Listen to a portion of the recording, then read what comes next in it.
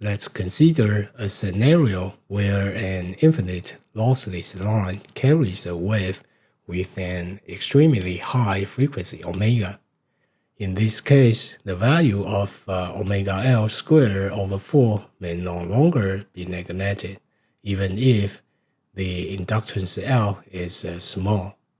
The textbook indicates that for wave propagation on a line, the characteristic impedance Z0 must be a real number or at least have a real part.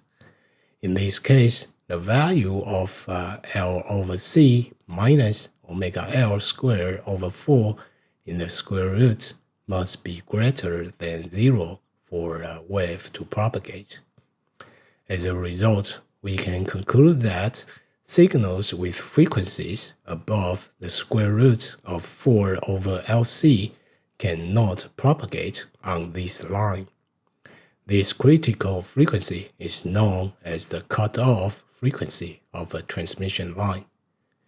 It is essential to know that for a nearly ideal line, both L and C are extremely small, close to 0.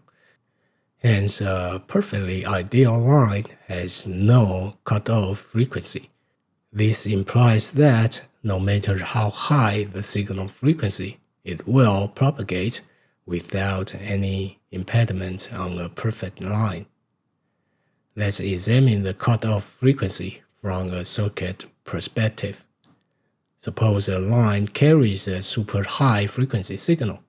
Although L and C are both small, the j omega L impedance becomes so high at extremely high frequencies that it behaves like an open circuit, whereas the 1 over j omega C impedance becomes so low that it acts as a short circuit.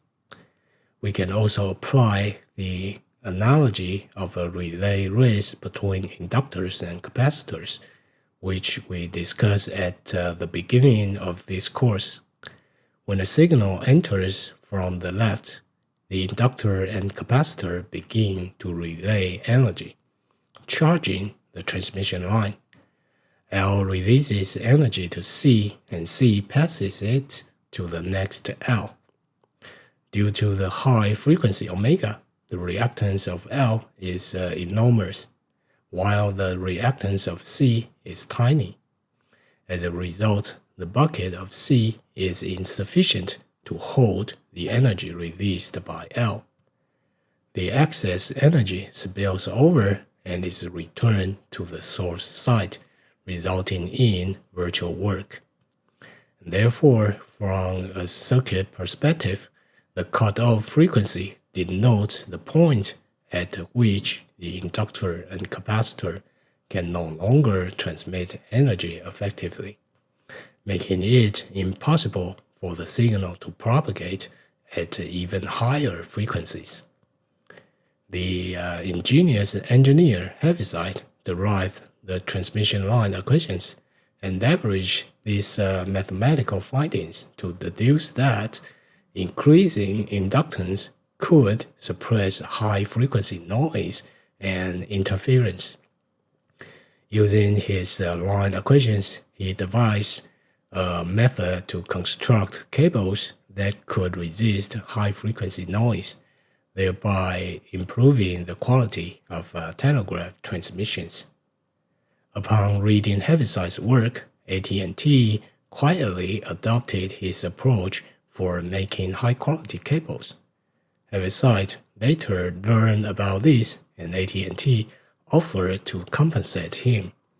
However, Heaviside declined the offer and instead asked that AT&T simply acknowledge that the technology that used came from his invention.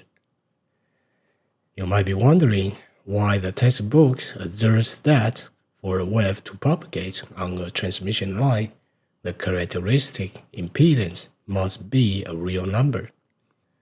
Generally, people think that impedance is a real value representing resistance, which also means loss. How can the wave propagate even if there is a loss? This could be a blind spot for many people, but we will address this confusion in the following videos.